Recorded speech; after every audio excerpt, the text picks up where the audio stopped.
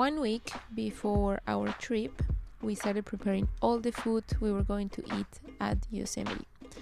This was necessary for us because we were not very sure if we were going to make it a backpacking trip or if we were just going to camp. So to cover all of our bases, we cooked and dehydrated all of our food beforehand.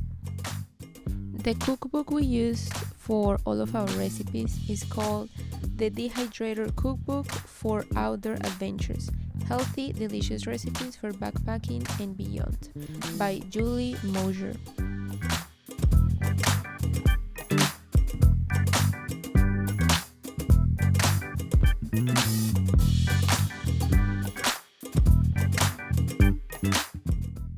On day 1, we left our home in Burbank at around 7 a.m. and we arrived to Yosemite at around 1:30 p.m.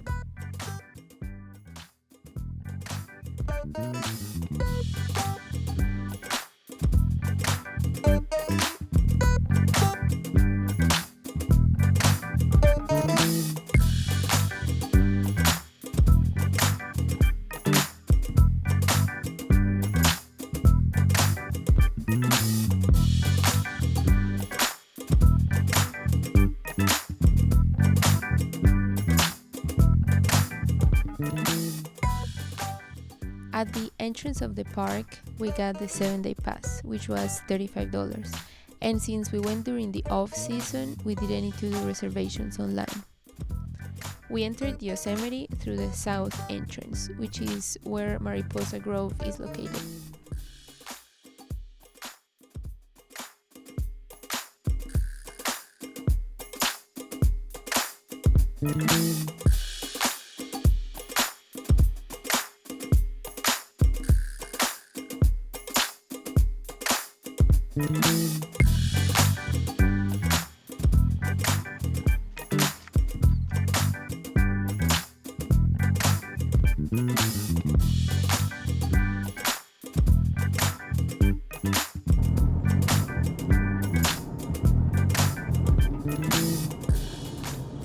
Wow, man, that's wow.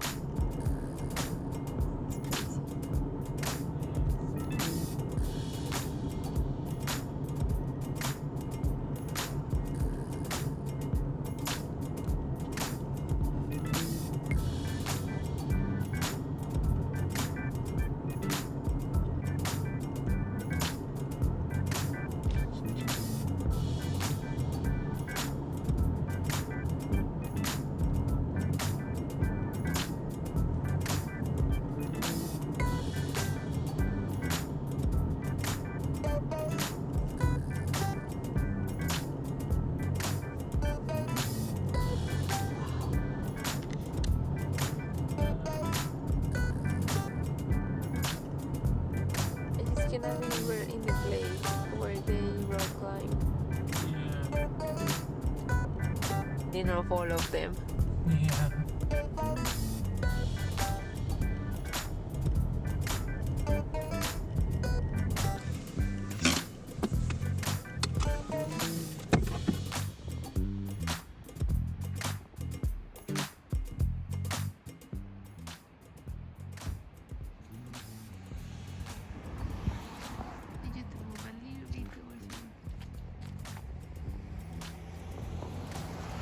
For our sleeping arrangements on our first day in Yosemite, we used the iOverlander app, which shows you a bunch of places where you can camp.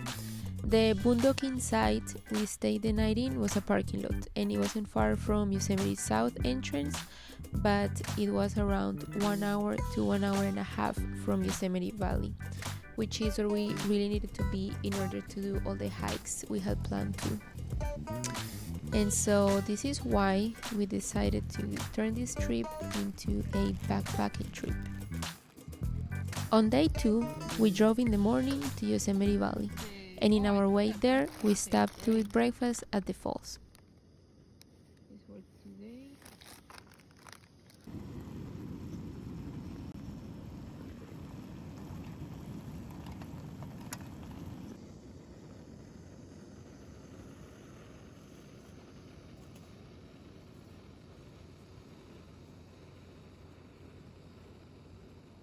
Afterwards, we went to Yosemite Valley Visitor Center, where we filled out our wilderness permit for Half Dome and for the Yosemite Falls.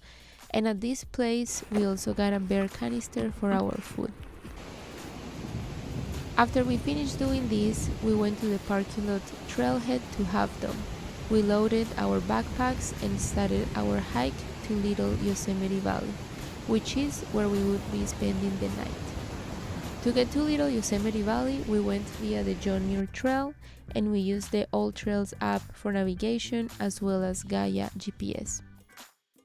We also used the Yosemite National Park map from National Geographic.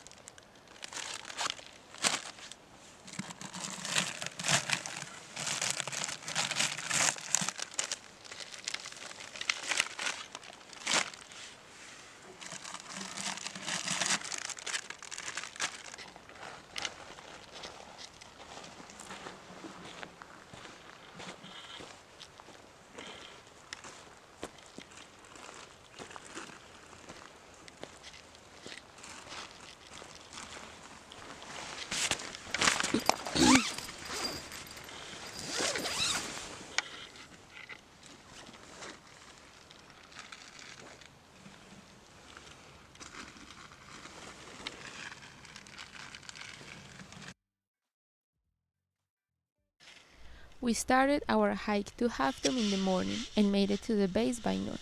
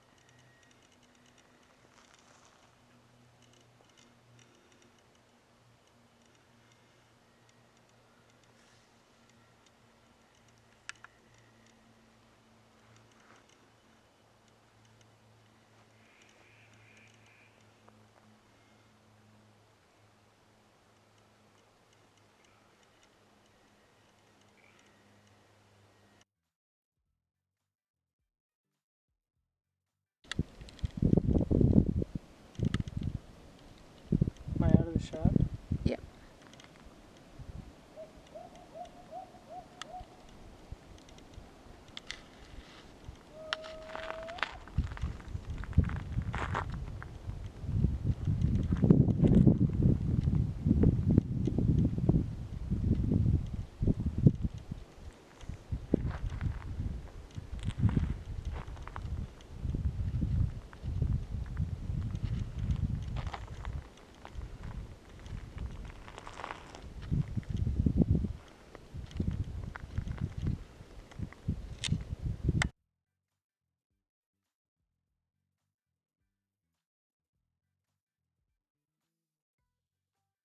Since this was November, the cables were down and we couldn't make it to the top. Although we did see some people going up with harnesses attached to the cables, and so this will be something we do next time we are in Yosemite. After we finished our lunch, we went back to Little Yosemite Valley and spent one more night there.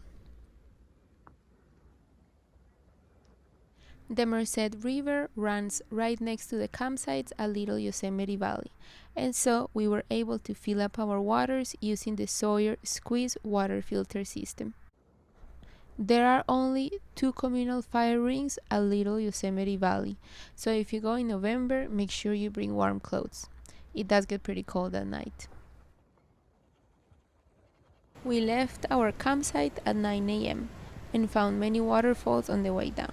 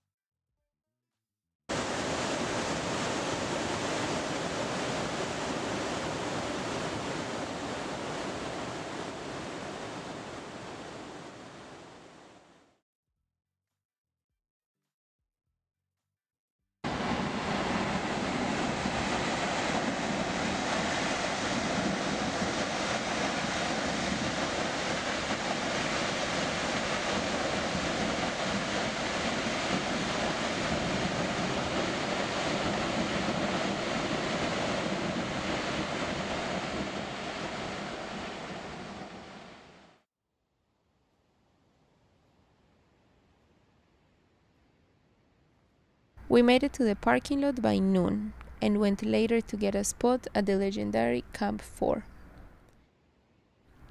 Camp 4 is first come, first served.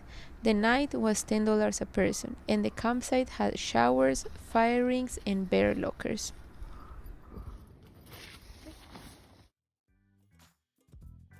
On day 5, we parked our car at the Yosemite Falls parking lot and left for our second small backpacking trip.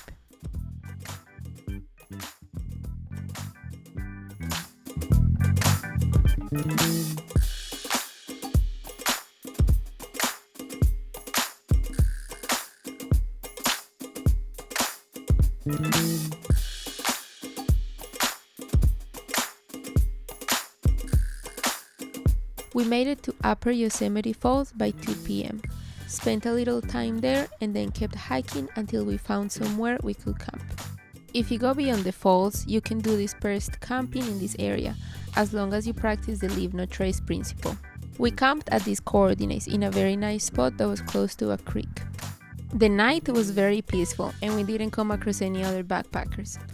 As the night crept in, I kept hearing branches crack in the distance. I thought it might be some sort of animal, so I slept with a little knife next to me and made Alex sleep with the bear spray handy in case something happened. The next day, I realized the cracking I was hearing was from the pine cones dropping from high in the trees to the ground. On day 6, we hid our backpacks behind some rocks and hiked to El Capitan. The morning was very foggy, and so we couldn't see much of the view, but it was still an awesome trail.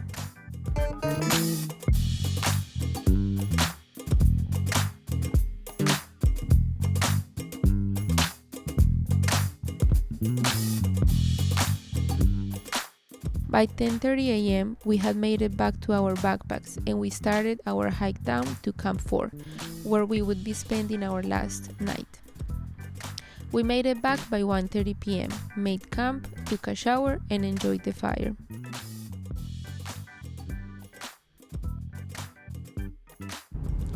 This was our last day in Yosemite. We headed back to the south entrance, and before exiting the park, we went to Mariposa Grove to see the giant sequoias. It is probably one of the easiest hikes in Yosemite, but it is totally worth it.